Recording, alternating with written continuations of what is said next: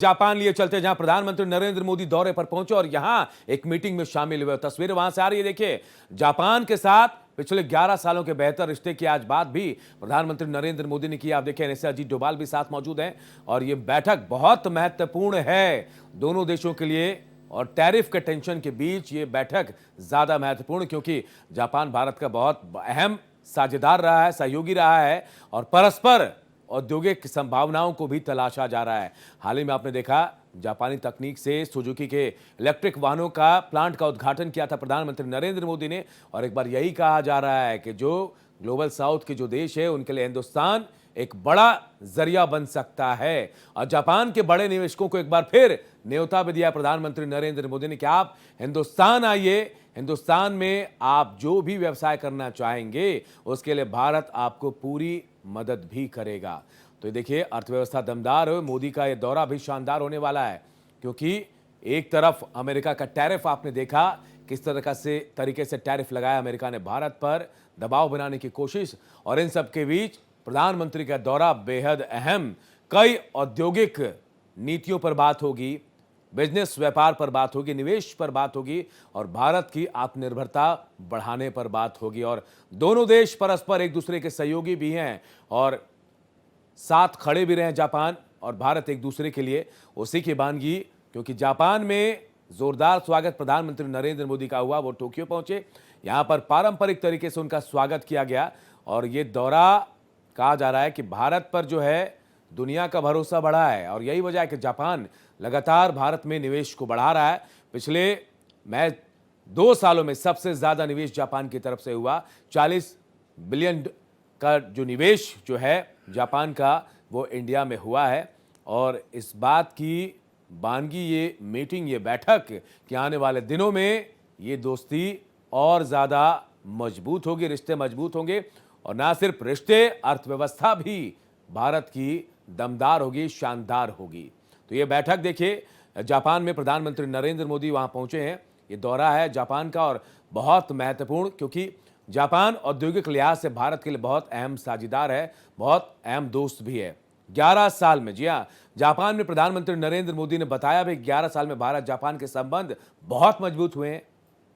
अगर पिछले 11 साल की बात करें तो भारत में काफी बदलाव आए।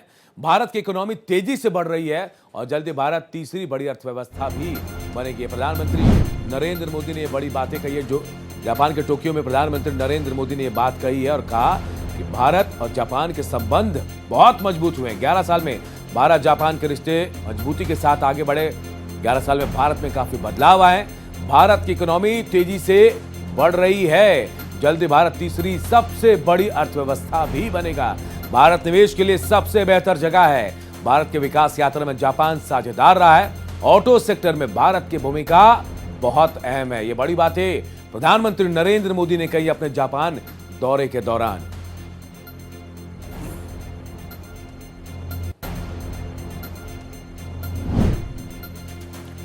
तो जापान के टोक्यो में प्रधानमंत्री नरेंद्र मोदी ने अहम बात कही और बताया 11 साल का इतिहास भारत जापान की दोस्ती का।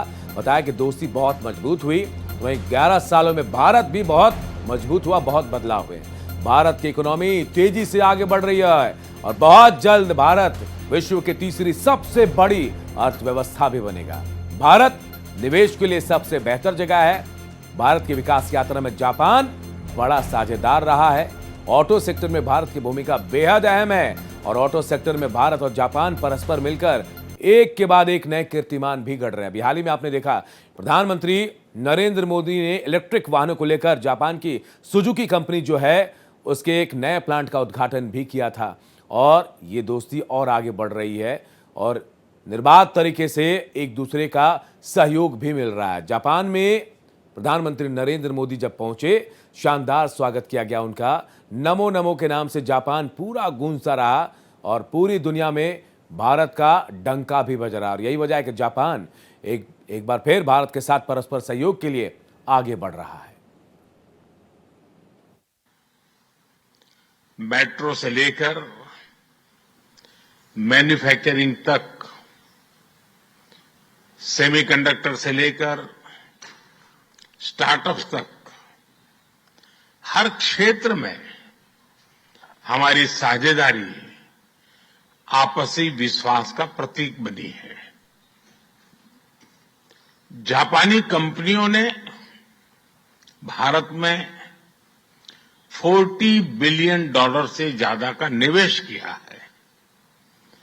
मात्र पिछले 2 वर्षों में $13 बिलियन का प्राइवेट इन्वेस्टमेंट हुआ है।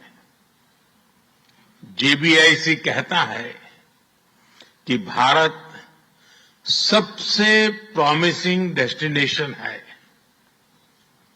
जेट्रो बताता है कि 80% कंपनियां भारत में एक्सपांड करना चाहती है और 75% ऑलरेडी मुनाफे में है।